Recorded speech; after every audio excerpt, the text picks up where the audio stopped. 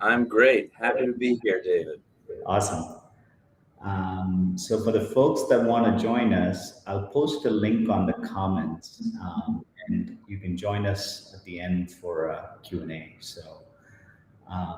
But initially, we wanted to kind of maybe we'll start with a bit of an intro. Jesse, why don't you tell us a little bit about us, and I'll kind of share why I chose to chat with Jesse. So we'll get into it. Let's start with an intro. Tell us about you. Tell us about Phaidon. Sure, absolutely. And first and foremost, I want to say thanks for having me.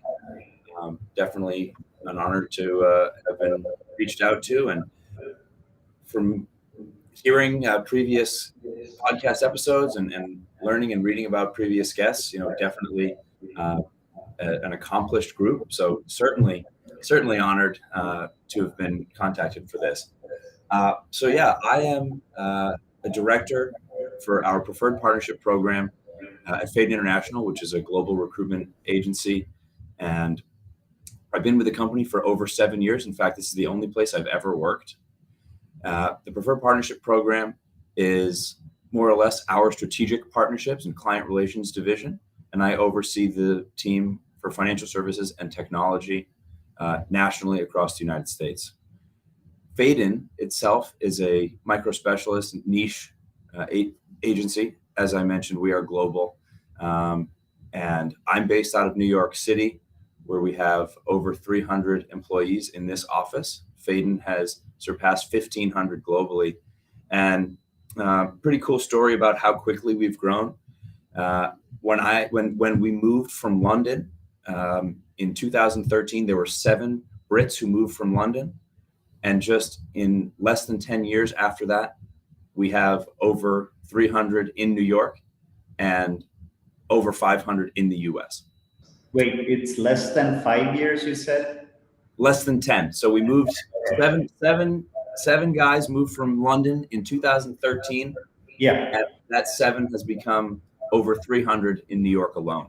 Wow. Personally, I started an office with about 40 people, and I'm in my 4th office in 7 years. We just moved again. We made some news on being one of the largest real estate transactions, when we selected our new building for the year in New York. So our story is of rapid growth, and we like to call ourselves the rocket ship, and we're really fulfilling that goal and our intent to continue to grow organically as well. That's exciting. So one of the reasons we reached out to you, and when we did our briefing call, was very impressive.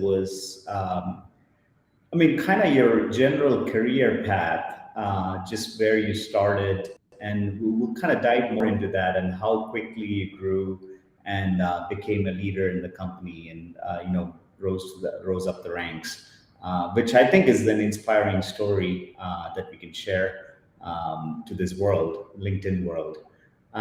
Before we jump into that, I know Phaidon is more, global talent acquisition is, kind of your forte. What I want to talk about is, in this economy of, whatever you want to call it, inflation, recession, and, global reset in terms of jobs and things like that. What are some strategies that leaders can adopt to better represent their brand so that they can attract the right type of talent? I think these days that candidates have multiple offers.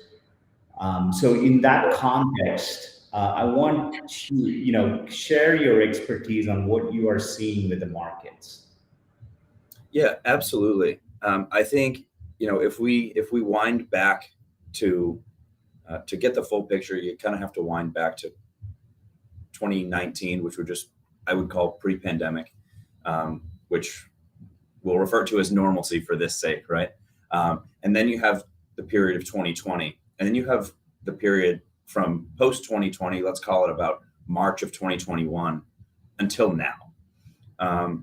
And then maybe now moving forward, right? So 2019 or prior was just the natural cycle of recruitment, right? It was what it had been post-recession of 2008.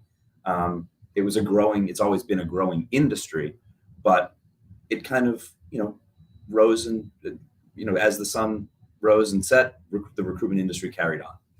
2020, obviously, everything came to a crashing halt. Everything became a lot more conservative and cash conscious. And 2021, for the last 18 months, we've been in quite literally the most booming recruitment market ever. Phaidon reaped great rewards. We're very much a record-setting business, and we're focused on breaking those old records and setting new ones and then breaking those again. And we're really good at it. And over the last 18 months, we've set numerous records, whether it's revenue generation or headcount growth and all of that. But our clients kind of have as well, right? They have created this market, and partially because of a rebound of 2020, but also because the opportunity was there, and it became such a booming recruitment market for candidates around the world, really, to field multiple offers. So right now, as you mentioned, David, the impending recession, or maybe that huge bubble is kind of bursting, right? The bubble of the last 18 months. I'm not overly concerned. And at Phaidon, we're not overly concerned. Here's why. So the last 18 months was a highly candidate-driven market that actually became a result of the amount of hiring that companies were doing, right? So it was a client-driven market that created a candidate-driven market. And yes, you mentioned that all of these candidates, many of the candidates have fielded 3, 4, 6 offers at a time, right? So to answer your question in 2 parts, I think first to address your point about what does the market look like right now? We aren't concerned. It's still a candidate-driven market. Our clients are still hiring. And what I'm telling a lot of my clients is that they have quite literally the power, right? They are the market. They can continue to create the market. So if they are cautious or nervous about where the economy is going, or what's going on, sociopolitically or economically, then they would create a market of concern. But if they're moving forward with hiring plans because they know that there is stability and they know that they are stable, then they're creating a market that is just normal, if you will. So I would encourage, especially our larger clients, and that's in all brands, right? We have financial services, life sciences, and pharmaceuticals, Fortune 500 supply chain and procurement companies, and many others, FANG technology companies, and what have you.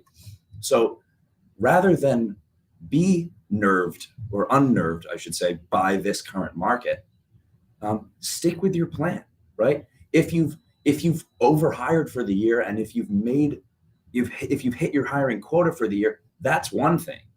But don't allow too much of the market conditions globally to affect what your initial hiring plan was, right? And that's why I started with pre-2019 or pre-2020, is because maybe if we're not too concerned about the outside noise, then this might just be a reversion to normal recruitment, if you will, right? The cyclical nature of an annual recruitment itinerary or annual recruitment budget, right?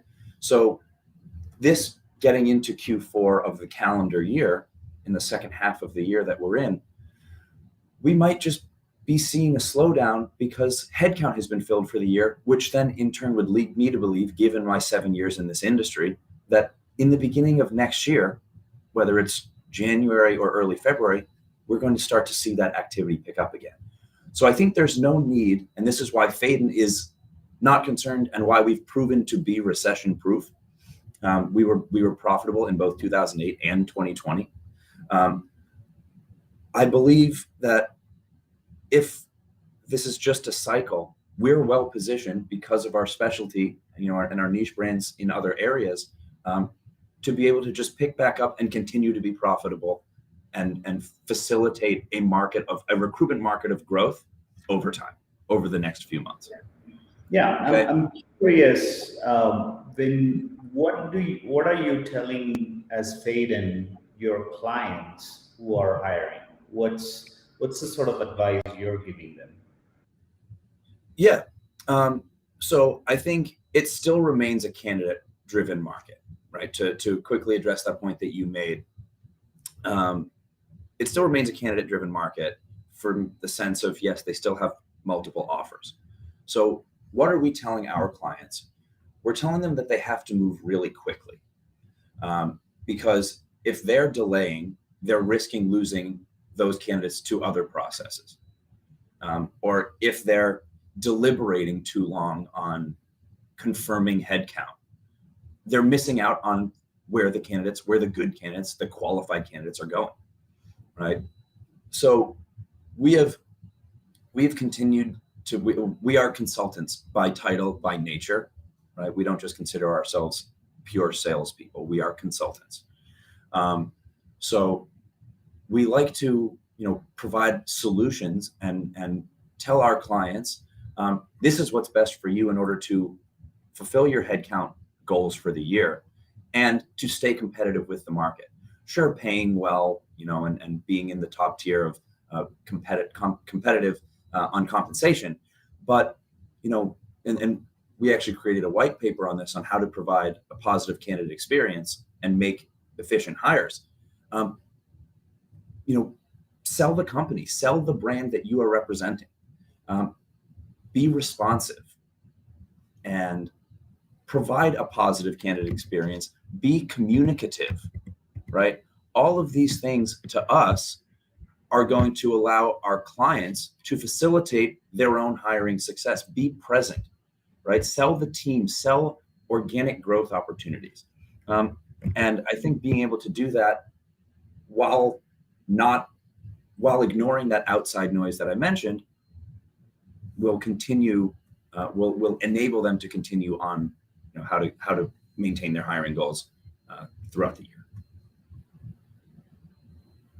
Yeah, that's good advice. I think one of the challenges is, like, oftentimes, what's the candidate that wasn't hired, right?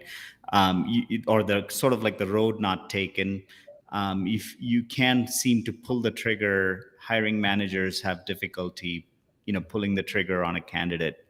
And you just want to see, hey, we want to see more candidates and see the grass may be greener, of course. See it all the time.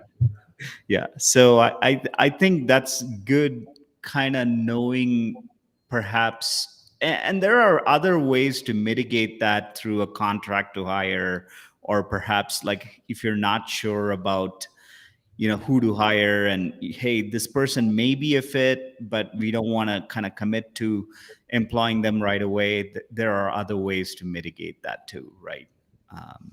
Oh, for sure.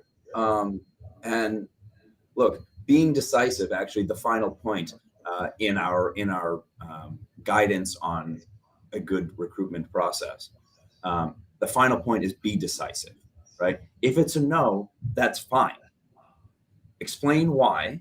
Yeah. Move on. Don't keep somebody warm hoping they might be around in 3 weeks, for if you've had some overnight epiphany down the road on, actually, yes, I'd like to make this offer, right? If it's a yes, be decisive and move quickly. But alternatively, if it's a no, be decisive and move on to allow yourself to move quickly. And I think there's something to be said about saying no, and then sharing that with the candidate. It builds your reputation. Like, I've been on the other side too, like, where, hey, you interviewed, and then I've interviewed years before, but like sometimes you don't get feedback. You're like, oh, you're still in the pipe, you're still in the running. And oftentimes candidates like, oh, do I really want to join this company who can't seem to make up their mind? Well, that's exactly my point about providing a positive candidate experience, right? And a lot of our talent partners who we work with fully understand that. and they want our feedback. And I think Right. that's what allows us as the preferred partnership program for Phaidon International to have such long-standing and embedded relationships with so many of our clients, is because we're honest, right? Like, here's an example of a process that didn't really create a positive candidate experience. Let's improve that for next time, right? So most definitely, being able to do that and provide that, it only keeps your name, in a positive light, exactly like you say, right? That's okay that I got rejected. I actually have a friend who may be a better fit. I'd like to refer them to Yeah. you because I really enjoyed our time, Yeah. our conversation. I thank you for your time, but here's somebody else, right? If the experience is no good, if the Yeah. communication is stagnant, you're not maintaining your reputation. You're not maintaining your brand. These are global brands, right? So if you're not doing that, you're not giving yourself the best chance to attract the best talent. Yeah. No, I think that's a good point about even candidates being referral sources for you, Always. and they, depending on their experience on the interview process and the hiring process, they're going to refer the right folks, their friends, and things like that. It's a I mean, I think you see all this job seeking community in LinkedIn, Facebook groups. Like, there are so many, like, so much talk is happening behind the Yeah. scenes.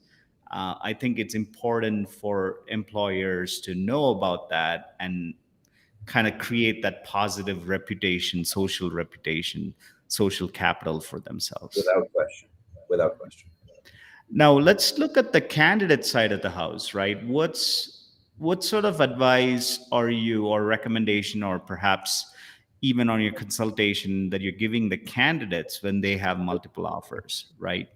Because obviously part of staffing is delivering, when somebody gets selected, that candidate to your client.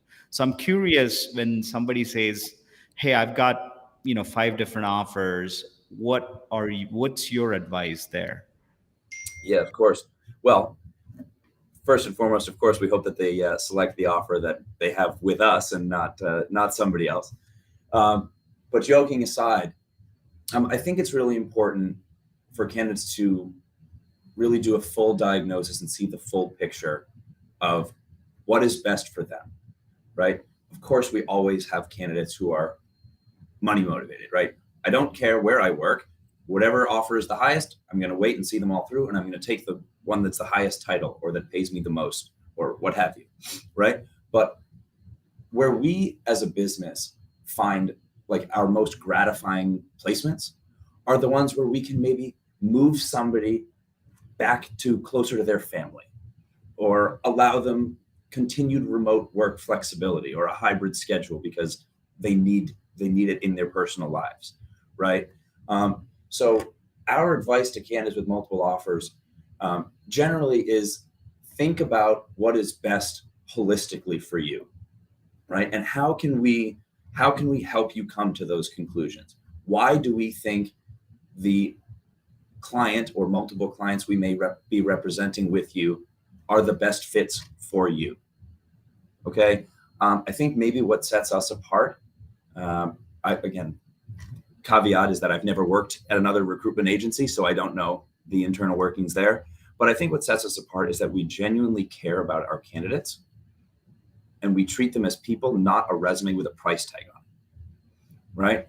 So back to referring to that consultant and consultative nature that we bring to our processes, we want our candidates to see the full picture of why are they looking in the first place? Why do they like this job? And let's work that in through the full story and the full process from start to finish. Remember, you weren't looking, but when we brought this opportunity to you and you realized where it was located, or that it was in a place of better cost of living for you with young kids, or that it allowed you to take your kids to school, right? All of these examples, we try to keep at the forefront of our candidates' minds, rather than just saying, well, why would you not take this? It's a 20K or 20% increase and a title bump. Well, it might not be all about that. So candidates with multiple offers, in short, my recommendation would be think holistically about what is best for you, your family, and why are you making this move in the first place. Yeah. I think that's a good point in terms of like helping them realize beyond the financial benefit of it, what really prompted you to make the move. Let's get back to the root of that, right? Right. Um, and then which is the best offer that is going to serve that, Yeah. serve that purpose, Mhm. right? So I feel like that, just kind of going back to that and reflecting on that is going to help them arrive at the right conclusion. That And way we do they're our not best to help them on that journey. right. Yeah. Well, let's kind of dive into some of your personal career path. I'm excited to talk about this. Me too. Now, when you graduated, you're a big baseball fan, and you turned down a job with the Mets, which is kind of like a dream job for somebody who is a baseball fan. So I would think that that's the case. But then you joined Phaidon, and explain about that process. What was going on in your mind? What made you take the Phaidon offer? Walk us through Yeah, that. yeah, most definitely. So you're absolutely right. Um, I was offered an inside sales job with the New York Mets after I had accepted the position with Fade International. And I had previously spent the summer before my senior year of college working for the Boston Red Sox, who is my favorite baseball team. And I was like, this is what I want to do. But I realize I'm contradicting myself because I just said it's not always about the money, but it wasn't fully about the money. So, the Mets offer was an inside sales, ticket sales job at entry level with limited commission potential. But that's not what deterred me fully. It was a combination. So the reason I ended up staying with Phaidon was, yes, it was an opportunity to earn six figures in my first year out of college, which is extremely attractive to a 21-year-old. And I think that still exists and persists today at Phaidon. But it was more than that. The Mets, for those of you who are local to New York City, they're not in New York City. You have to take a subway or a car far away, right? 45 minutes outside of the city. So with Phaidon's, my first Phaidon office being across the street from Grand Central, I also was in the heart of it, right? I had an opportunity, yes, to have a lucrative first year at 21, 22, but also the energy of New York, the daily life of working in New York City really attracted me. And first, and above all, the culture of Phaidon's what kept me on my original line of following through with that, right? The culture of being able to work with people the same age as me. When I interviewed, I felt so comfortable here. I had interviewed with another recruitment company a couple of weeks prior, and I just didn't feel comfortable at that organization. And the interview here was so different. I felt it was such a communal, collaborative, positive energy here that regardless of, yes, this might be, the Mets job might be in my dream industry. But I felt like at the time, the opportunity with Phaidon, based on everything that I just said, was something I couldn't pass up. And I'd like to add that 7.5 years later, obviously I'm still here. And when I speak to, new joiners and people ask me, well, what is your favorite part about working at Phaidon? It's the fact that I get to go to work every day with my best friends. And that's not meant to be cliche or corny. They're literally some of my best friends that I've made over the last 7 years. In fact, I was with some of them last night and last weekend, and probably will be with them this weekend. And we've built a business together, right? Like, it's not just we come to work to hang out. The fact that my friends who have been here for 5, 6, 7 years, they've done the same thing. They've grown their teams. I've grown mine. I've I went from an individual contributor to now having a team of 7. They've grown teams to 20, right? And they started when I started, and they have grown and built a business the way that I have, and we've done it together. We still work together on this, on the same clients. And it's incredible to see what we have built. We don't often look in the mirror, right? Because we're such a fast moving, forward thinking, forward looking business. But every once in a while, like last night, we get a chance to reflect, and it's amazing to see what we've accomplished. So that's still my favorite part, is the culture and the people that work here. Yeah, and I think it's, we often talk about culture. One thing, even from this story is the time that you choose to invest, right? You could be, as a 21-year-old, going to the bars and partying and whatnot, or you can choose to build relationships with the people that you work. Not saying that you may not get along with everybody in the company, but at the same time, if you're on a purpose and you're on that journey, you chose to sort of invest your time, to grow with your organization, right? So I feel like that's another angle to your story that I think is important. It's not just culture builds over the time the investment that you put in, right? Otherwise, it's not like you just walk into culture. It's more like you have to be part of it to build it and invest in it. Yes, and I think I'm fortunate. I know for a fact that I'm fortunate that I came across Phaidon, right? I applied for the job because I typed in global sales while looking for opportunities when I was in college, right? And I talk about like stars aligning, right? And I'm really fortunate that I found a company that allows me to fully be who I am, but also like a company where my type of personality plays really well. And that's why I have best friends that work here.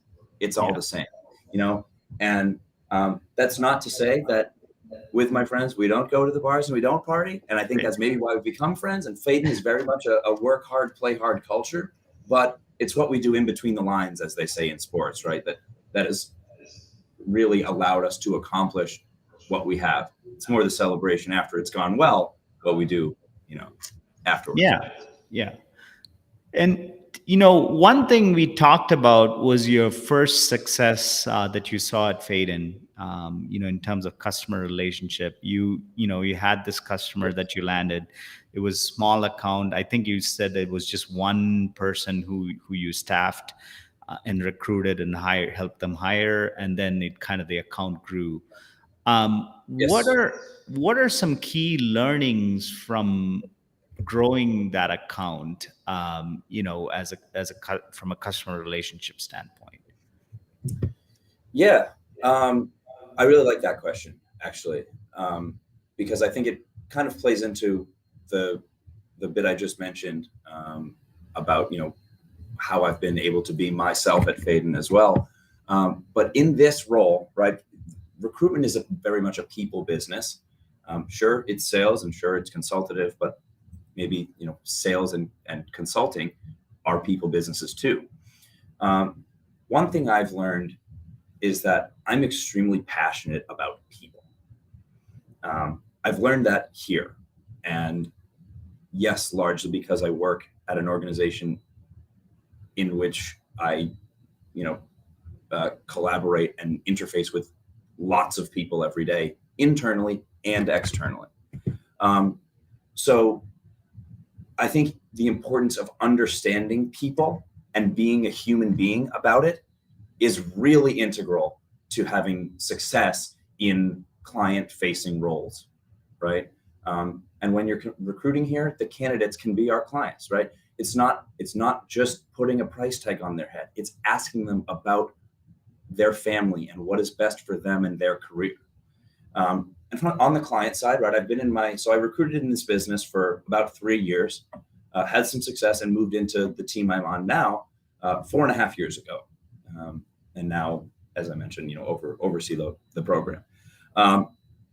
But what I've learned on the client side is overt and explicit communication, and the intent of adding value and clearly explaining that what I want is best for my clients, right? That comes with being a people person. I get, my dopamine levels increase doing things like we're doing right now with my clients, right? And when they call me back, or when I get a referral from somebody else saying this person mentioned your name, so I'd love your help. That is what gets me up in the morning these days, right? That's what excites me now. So what I've learned and how I've gotten to that point is be interested, right? My boss likes to say, be interested and be interesting. Being a human being, they're clients, but they're humans too, right? And I really enjoy, turning that one placement, that one opportunity for a relationship into a large opportunity and a larger growing relationship. The one that you mentioned that was my first client win. I still think about it and I apply, what did I do to do that with every single client? And it's the first thing I teach when I hire for my team too, right? These are people. Yeah. And learning that people who are passionate about people are what are best in this role. That's probably my biggest takeaway. Yeah, I think it's kind of like the seeking to understand versus like, hey, we can do this for you, we can sell this, that type of mentality, mindset. What you're saying is more like understanding, learning where they are coming from, how can you help them, and then I think it's exciting, like you said, it's a dopamine rush when they call your name, like, hey, I want Jesse to help us with this account, something like that, right? So yes, exactly. And I think transparency is super key, right? Like we have to be honest, and we have to say, actually, this is not a role that we can help you with. Yeah. Right. I'd rather say no than tell you yes and not deliver on it. Right. I'd rather, there's a balance, obviously, in recruiting. And when I'm not talking to the candidates anymore, there's a balance in allowing our clients to know, if something didn't go perfectly, that we're going to fix it and we're going to address it with those consultants or whoever it may be internally, but also internally, right? Considering that our internal stakeholders are internal clients and not just throwing them under the bus or telling them that something's their fault, working on a solution with them to say, look, the client wants it to be this way or to be better. We've told them that we're going to improve, and this is how we're going to help you get there. Yeah. Right? That's still part of the people part of the business. We get to practice solutions and come every day with ideas on how to make our internal people better and translate that into getting our clients to continue to call us back. Awesome. I'm going to throw the link in the comments section of the event. If anybody wants to join us and ask you questions, they are more than welcome to. Just have to click on the link, and I think it works best in Chrome. And you don't have to enable video, but make sure you have good audio if you want to join us. But let's continue. Another question I wanted to ask you is,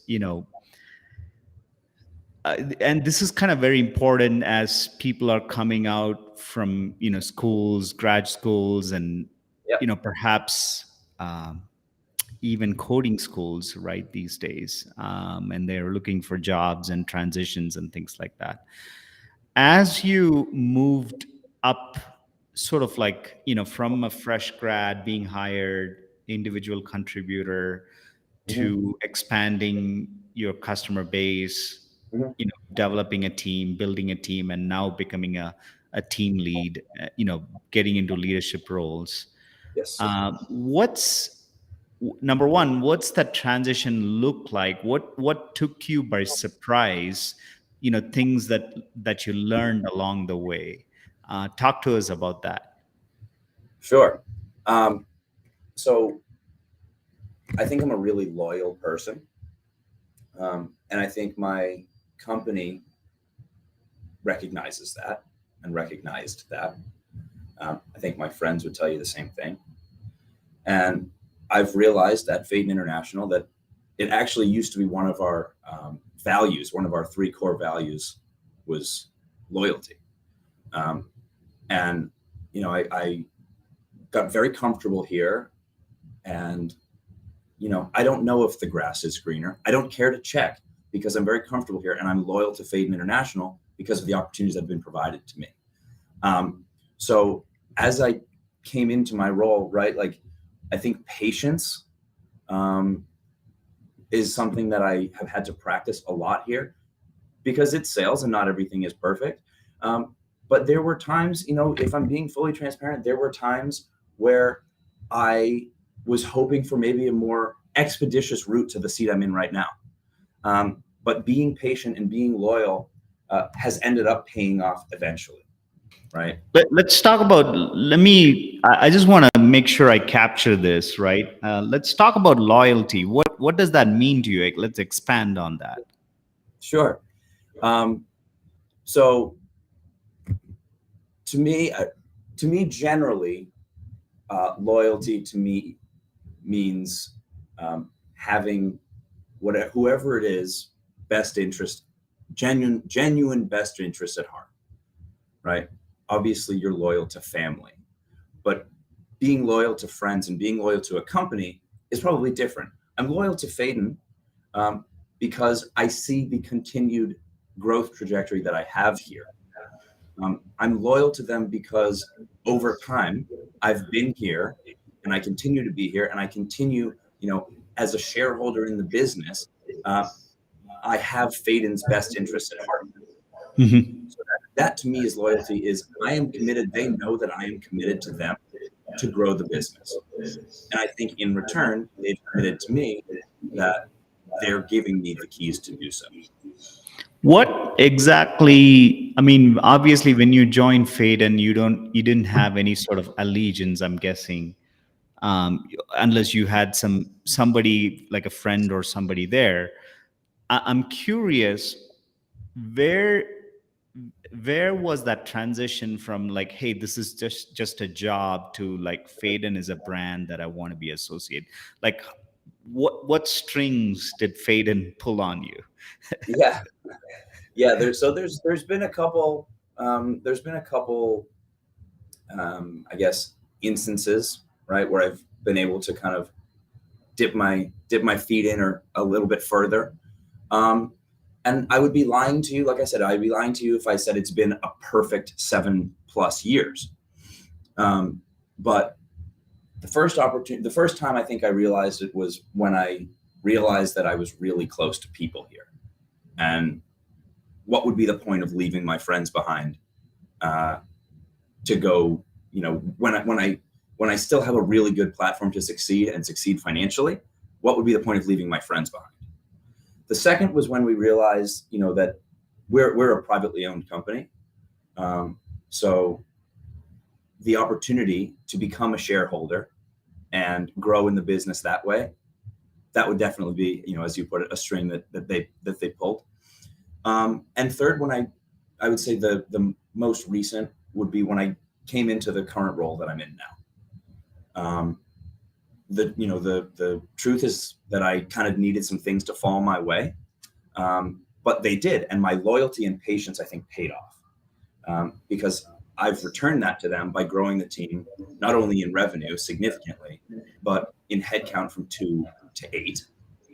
And now, you know, as a director in the business and bringing people up the ranks and showing to them why their loyalty can reap them the same rewards and benefits. That's kind of been another, like, you know, hammer on the nail to me on why I'm sticking around, as they say. Awesome. Well, tell us about, in the next year or so, what are you looking forward to with Phaidon? Yeah. Or so just even personally. Maybe we'll start with the Phaidon first, and then let's talk about the Sure. personal. Yeah. So over the next year, I'm really looking forward to my team's, the individuals on my team, and then collectively the growth of that team. We have a lot of new starters, right?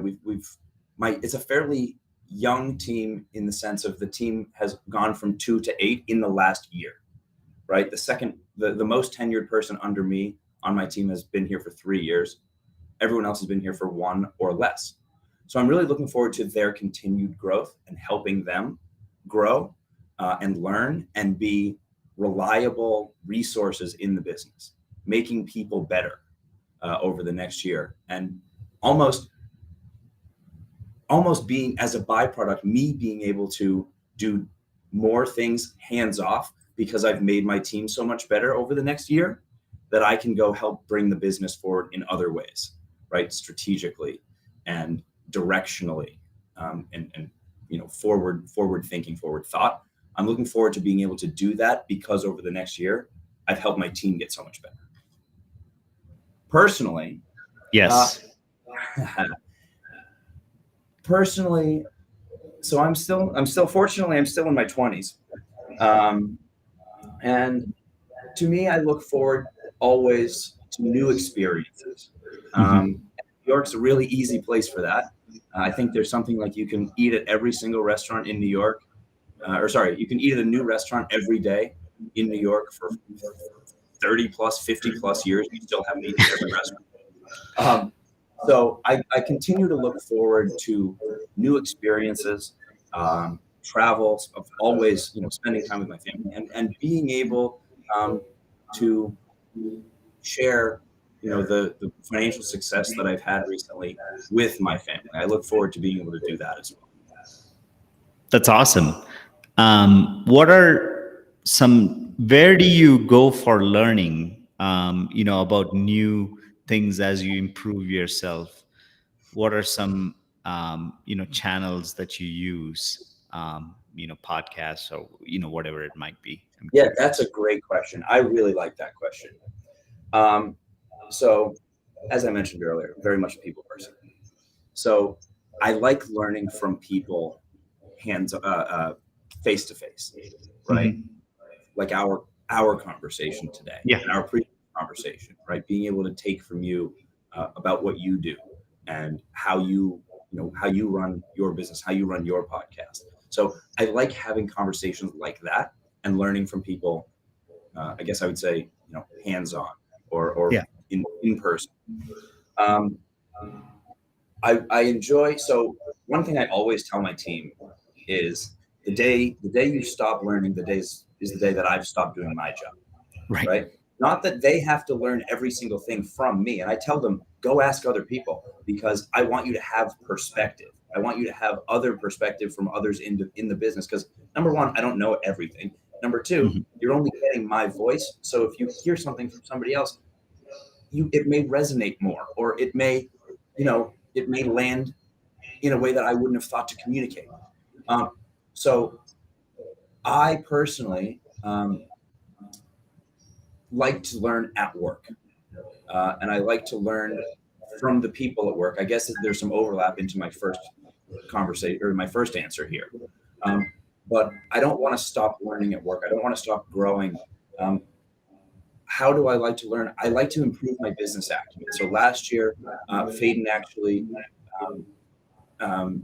put me through a master's program, an MBA program through the London School of Economics, an online 10-week program.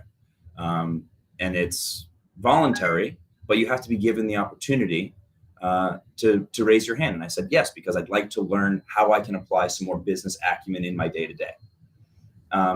So those two, and of course, reading, right? I love words.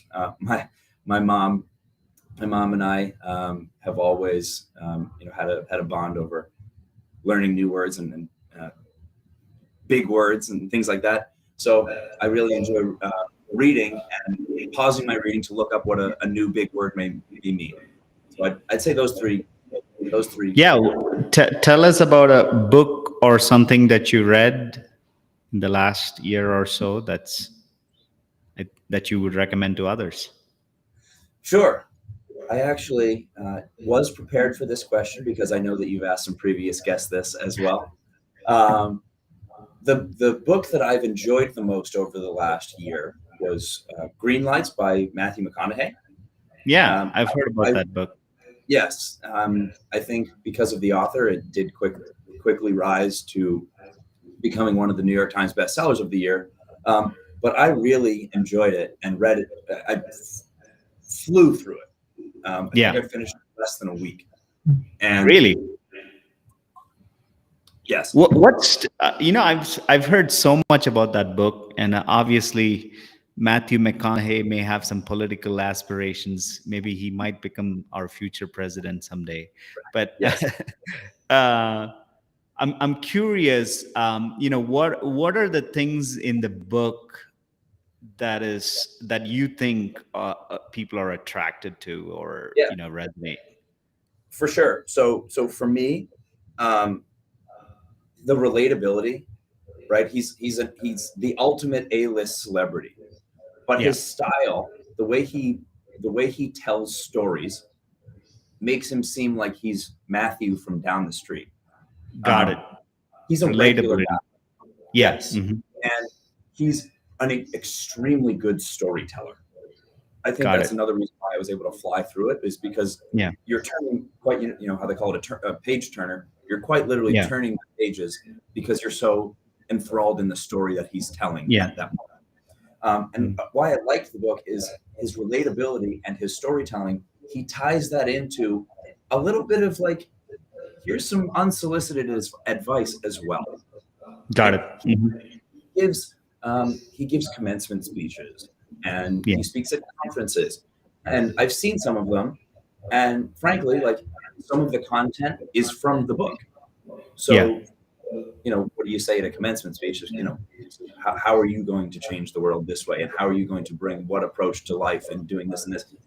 Some of what he talks about in the book are those advice offerings as well.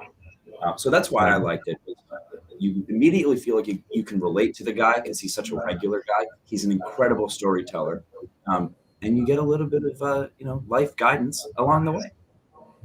That's awesome. I Yeah, should definitely check family out that oriented book. as well. He's a And family oriented guy. got it. Okay. Does he have a big family, or how He's do you remember? yeah. So he has a brother, Okay. and maybe two brothers, but doesn't Got it. come from like a family of 10 or anything like that. Got it. Okay. Really, really close with both of his parents. Stays close with his brothers as well. Yeah, he has two brothers. Okay. Yeah, I'm definitely intrigued. Like, does he talk about from the early days all the way till where he became a Yep. celebrity, or is it more kind of his celebrity time frame?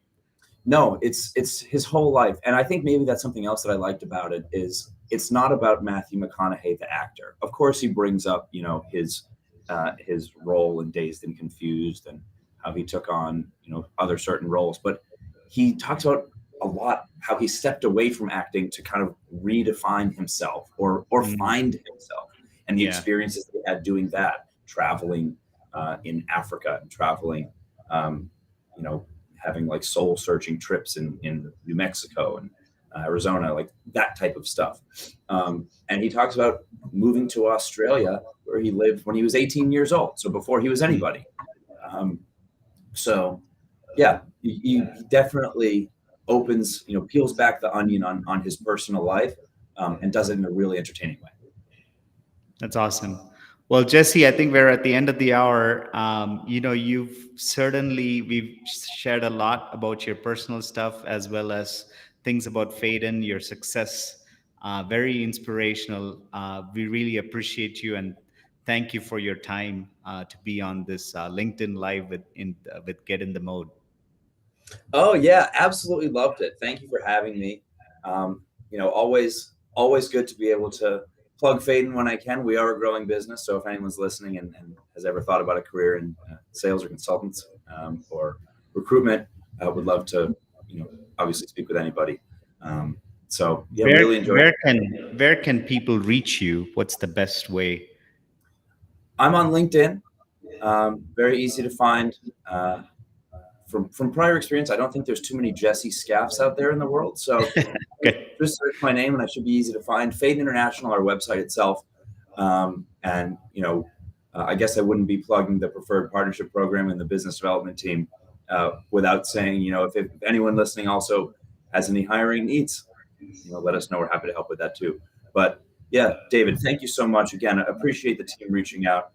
It's been great chatting with you and getting to know you, recently. And very grateful to have this opportunity for us to chat today.